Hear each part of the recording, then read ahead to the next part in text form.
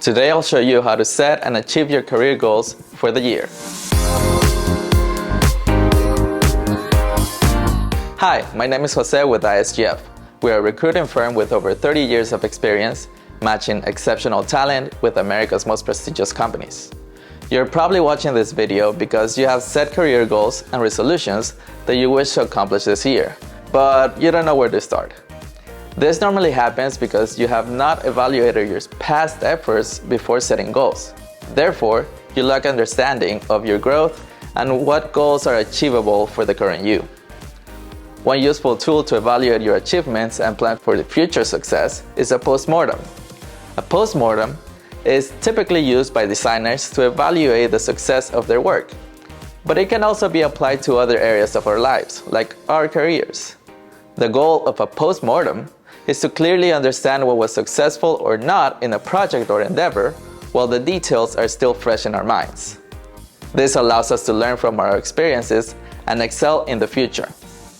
To run a post-mortem in your career, you'll want to ask yourself 3 key questions. What went right and should be repeated in the future? What went wrong and should be avoided in the future? And what should be done differently next time? First, let's focus on the things that went right. Think about your successes throughout the year. Write down each step you took to accomplish them and consider ways to repeat successes this year. It can be helpful to have a moderator, like a manager or a coworker, to help you identify your accomplishments and provide a new perspective.